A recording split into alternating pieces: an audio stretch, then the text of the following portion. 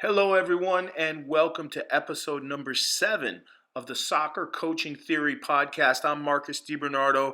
I'll be taking you through the podcast. And as always, if you have any questions, you can always email me at coachdibernardo@gmail.com. Today, what we're going to talk about is coaching versus facilitating and the game model. We got all kinds of stuff to talk about today. And I just want to kind of take you through this from my perspective and how I actually do this. So the first thing that I think you got to think about is that every practice for me with my teams, I want that to have a certain energy, right? And the energy is from the environment, it's from the players, it's from the coaches, it's everything put together. I want the environment that I create to be relaxed, personable, supportive, fun, safe, caring, but also very serious and very passionate. So when the players are walking onto the training field, I want to greet them. I want to talk to them. I want to ask them how their day was. I want to talk about the game that, the other day or the EPL game that was on this morning, or ask them how they did on their test or so forth. I want that sort of a relationship with my players. And I want them to really understand, whether it's at the U9 level, the college level, that the practice environment is a supportive place. It's a fun place. It's a place where we get to compete. It's a place about mutual respect and mutual respect for the things that we all value as a culture. And what do we value as a culture? We value treating each other in the right way. We value how we speak to each other in a respectful way. We value our work ethic above everything, right? We want to be really hard workers. We value putting the team first. So all these things go into how I coach, right? The way that I make my coaching points and the way that I build my environment. And when I say competitive, it's funny. I was speaking to someone the other day, and they were talking about how in one of their ways that they make sure it's competitive is that they record every single, say, small-sided games where the kids compete against each other, and they get put on a table for everyone to see who won, who lost, and how you did for the week. For me, I'm not sure that I would do that, only because maybe the adverse effect of that is maybe you'll be really conservative. If you're playing 5v5 or 4v4, maybe you're not going to open up the field and take as many chances and all these things. I think that we have to think of how the culture is going to affect everything that we do. Now, a couple different things, the way that we coach. So it's almost becoming old school to get in there and tell your winger, you got to stay wide. Take them. Push yourself 10 yards out wide and correct it right there on the spot without using questioning, without checking for understanding. Just put them there. And the reason I say that is once you put them there, it's a new perspective for them. Oh, this is where coach wanted me. They can take a look around and they start playing the game. It's a new perspective. I think it's okay. I think it does the job. It's still good to be old school, in my opinion. There's a questioning method, right? Checking for understanding, questioning, what did you see? There's a time and place for that, but I'm going to be honest with you. I want to flow in my practice. I have no problem questioning, but I do not want to take time away from an intense practice that has a really good flow to it to start using a questioning method in the middle of practice. For me, I don't prefer that. I can always make coaching points to one kid at a time. Hey, this is what I was seeing, this boom, and let the practice keep rolling. Then you always have things about, are we just facilitating, like creating an environment and letting things go, and you're just being a commentator, right? And for me, I think that creating an environment is a huge part of coaching.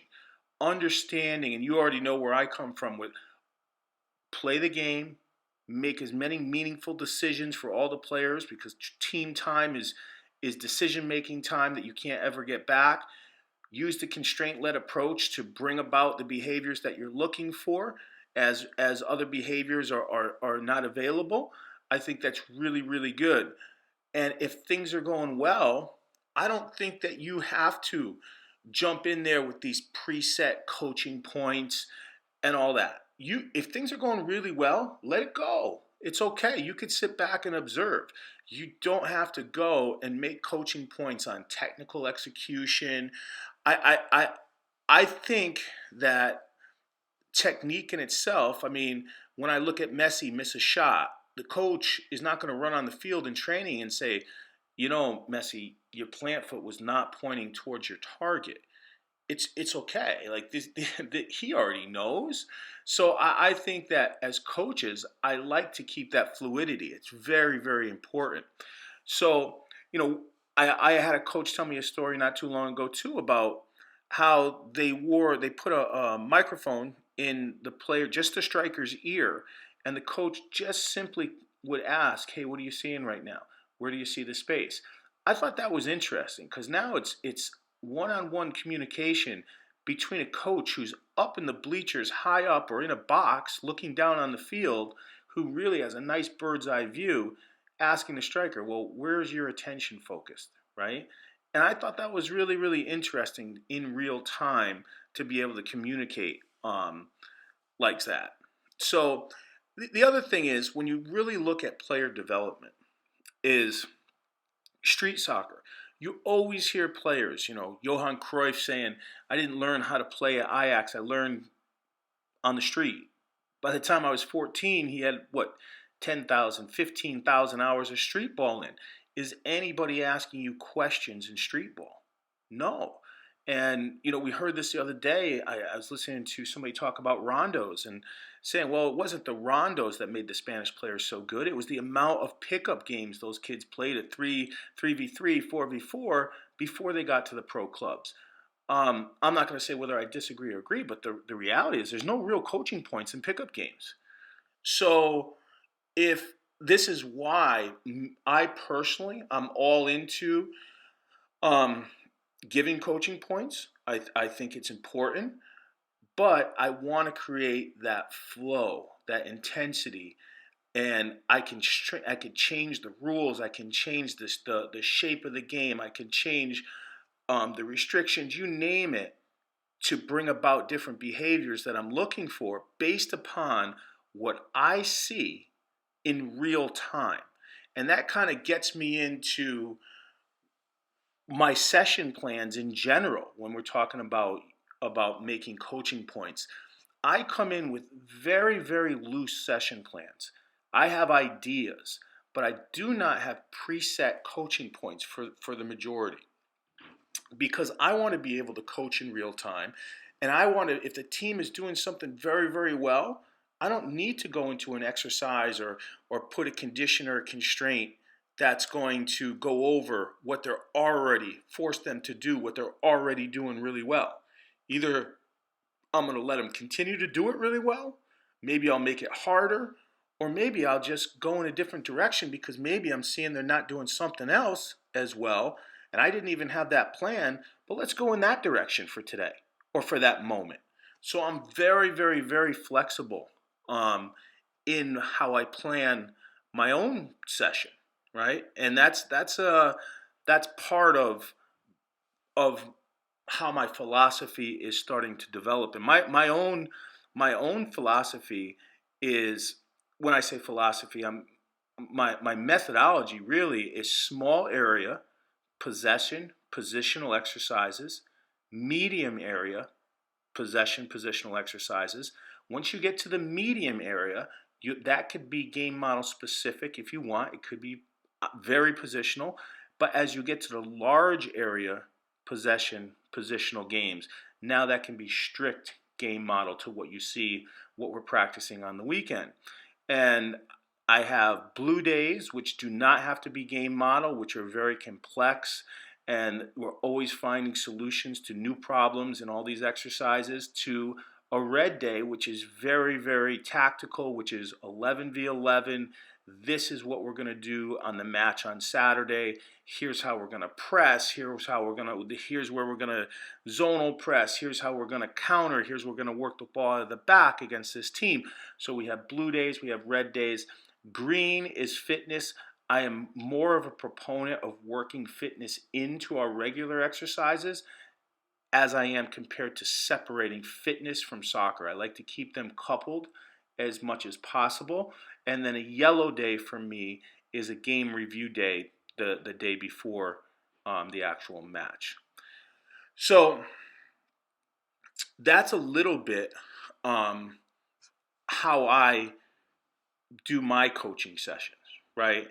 And I really value personal relationships. I value honesty, and building that culture is something that's very important to me. And if a player is not happy that they're not playing a lot, and they think they should be starting, I'm happy to have all these conversations. And the one thing that I always say is this: this is not personal. This is just what I see of you on the field.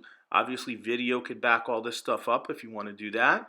But I tell them, this is what I need to see from you in order to make the case for you to get more playing time or to crack the starting lineup, you name it. And I also say that soccer is a subjective game, and this is my opinion.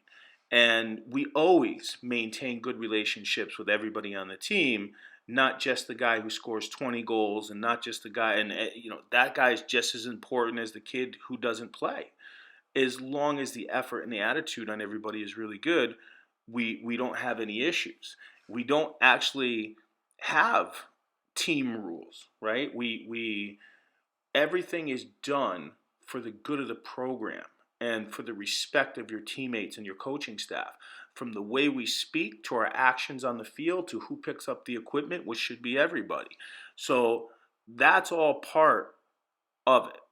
Now, when I'm also in my sessions, I told you I coach with a tremendous amount of flexibility in where I can go with the session. I'm not huge in checking for verbal understanding. For me, if I ask the players, do you understand? I don't really need to do that. For me, it's observation. When I watch them play, I'll know if they understand or if they don't understand.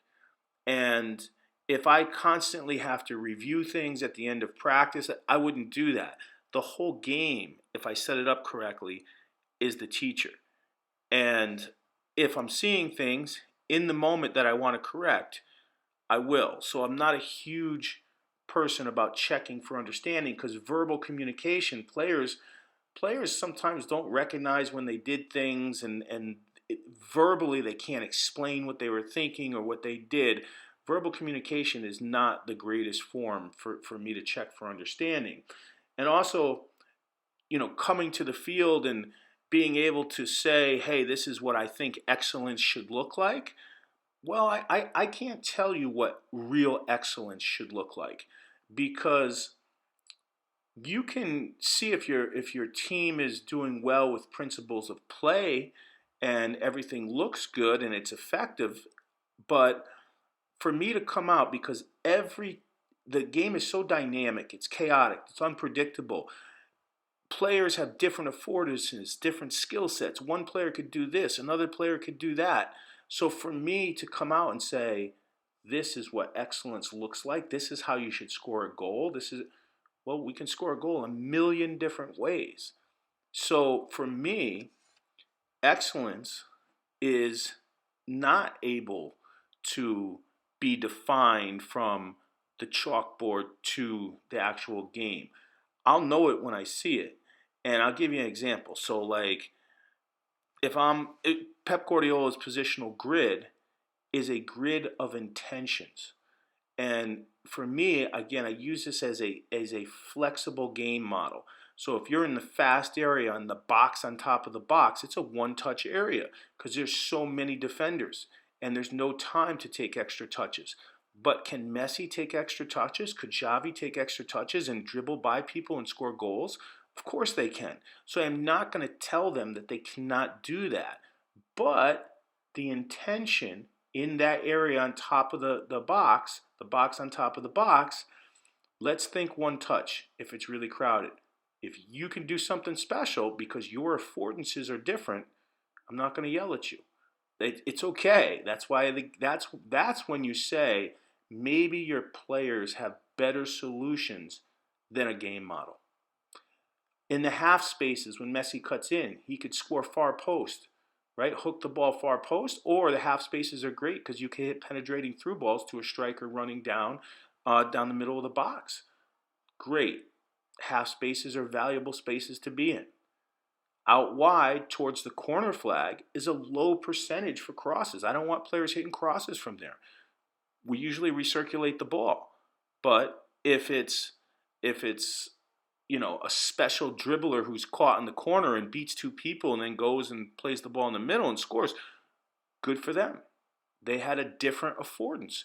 But it's not normally what we would do. But it's okay. So those are things about, hey, this is my game model. These are the Pep Guardiola's positional grid is a grid of intentions, but it doesn't mean you can't break those intentions, that you can't use the flexibility and the great affordances that different people have, and different decisions emerge for Messi than would emerge for me. I wouldn't those action capabilities will not emerge for me. I won't see those because I can't do those. So all those things are important when you're coaching to understand. So when we talk about strict coaching points, jumping in there, hey, this is what I want you to do, move out left, open, great. You can also facilitate, just create these environments that have these great flows. You could create great flowing environments with the constraints where you're in and out of your coaching points in 10 seconds. You're not questioning, you're not reviewing, it's in and out. It's good too. So for me, those are just a little overview of how I look at the game. Obviously, it's different at every level, but I'll say this, like with my U9 team, we are decisions, everything game-based, and the flow is quick. Even at the U9 level, I'm actually not correcting technique too much. And if I am going to correct technique, it's something very, very simple. Hey, keep your ankle locked on the push pass. It's not, make sure the plant foot is this direction, make sure your knee is bent, make sure your follow through is straightforward, make sure your ankle is locked. No, it's too much. You're just going to confuse people. So if I am even going to address a technique, it's going to be that quick. Keep things moving. Hey, keep the ankle locked. Let's go. Let's play. Very, very simple. So hope you enjoyed it. Episode 8 coming out soon. I plan to have a preset topics, right, going into these all the time.